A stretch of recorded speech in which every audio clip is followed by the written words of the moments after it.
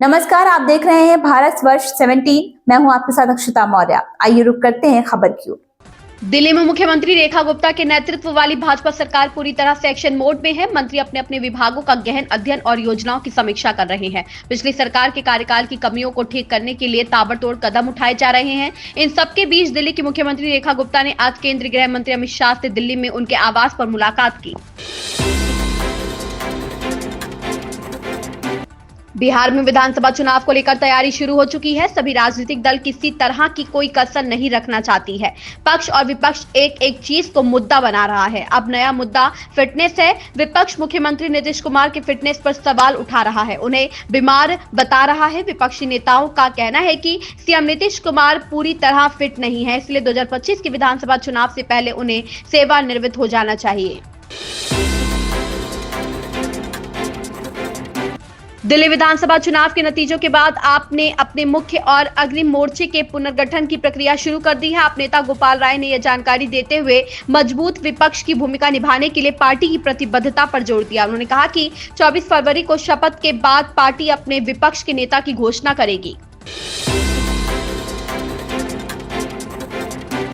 Unicorn conclave में उत्तर प्रदेश के CM Yogi Adityanath ने कहा, प्रयागराज महाकुंभ में अब तक 62 करोड़ श्रद्धालु आ चुके हैं। एक विशिष्ट अवधि के दौरान लोगों का इतना बड़ा जमावड़ा इस सदी की दुर्लभ घटनाओं में से एक है। भारत की इसी परंपरा ने प्राचीन काल से भारत के 4 महत्वपूर्ण स्थानों पर इन कार्यक्रमों के आयोजन की व्यवस्था को जन्म दिया है। मुझे कल ही प्रयागराज से आने का अवसर प्राप्त हुआ। आज पुनः इस कॉन्क्लेव के बाद मुझे पुनः प्रयागराज पहुंचना है। प्रयागराज महाकुंभ में अब तक 62 करोड़ श्रद्धालु आ चुके हैं।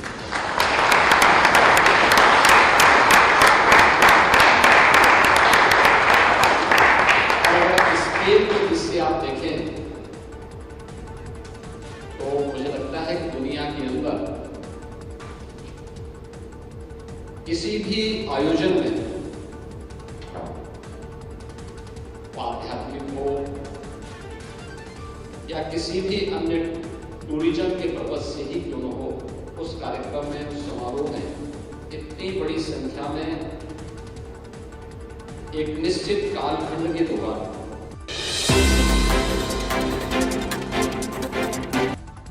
प्रधानमंत्री नरेंद्र मोदी ने अपने मासिक रेडियो कार्यक्रम मन की बात में स्वास्थ्य संबंधित एक तेजी से बढ़ती समस्या की चर्चा की। पीएम ने कहा, देहरादून में नेशनल गेम्स के शुभारंभ के दौरान मैंने एक बहुत ही अहम विषय उठाया था, जिसने देश में एक नई चर्चा की शुरुआत की है। यह विषय है तेजी से बढ़ते मोटापे की समस्या।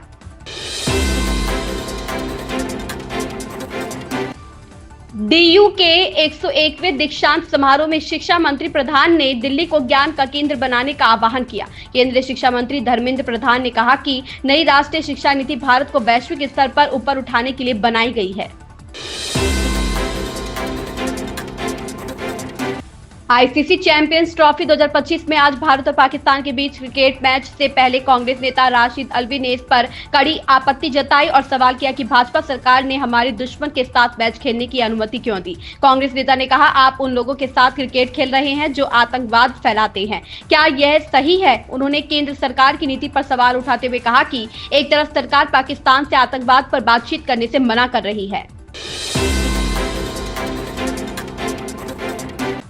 श्रीशैलम लेफ्ट बैंक नहर ढहने के बचाव अभियान पर बीजेपी नेता तरुण चुग कहते हैं, पीएम नरेंद्र मोदी के नेतृत्व में केंद्र सरकार ने कुरनूल में सुरंग बचाव के लिए तेलंगाना राज्य सरकार के साथ समन्वय में काम करने के लिए एनडीआरएफ और भारतीय सेना को तैनात किया। हर कोई फंसे हुए लोगों की सुरक्षित वापसी की कामना कर रहा है। आदरणीय प्रधानमंत्री नरेंद्र मोदी जी के नेतृत्व में नगर Kurnool Telangana tunnel rescue operation में केंद्र सरकार ने एनडीआरएफ एवं भारतीय सेना को प्रदेश की तेलंगाना की सरकार के साथ कंधे से कंधा मिलाकर कार्य करने के लिए लगा दिया। युद्ध स्तर पर कार्य चल रहा है। पूरा देश सभी की सलामत घर वापसी के लिए प्रार्थना कर रहा है और मेरी भी दुकान से प्रार्थना है, जल्दी सभी सुकुशल जाके निकली और अपने परिवार के साथ देश की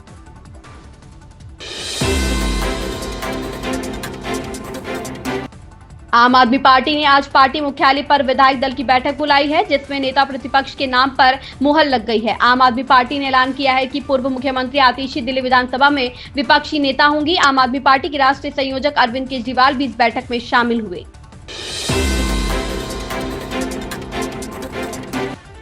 पूर्व मुख्यमंत्री अशोक गहलोत ने जोधपुर में मीडिया से वार्ता के दौरान मुख्यमंत्री भजनलाल शर्मा पर निशाना साधते हुए कहा कि उन्हें एक बड़ा अवसर मिला है, क्योंकि वे पहली बार विधायक बने और सीधे मुख्यमंत्री की कुर्सी तक पहुंचे। उन्होंने कहा कि ऐसा बहुत कम लोगों के साथ होता है, ऐसे में उन्हें अनुभवी सलाहकारों की जरूरत है। इस खबर में बस इतना ही। बने रहिए भारतवर्ष 17 के साथ।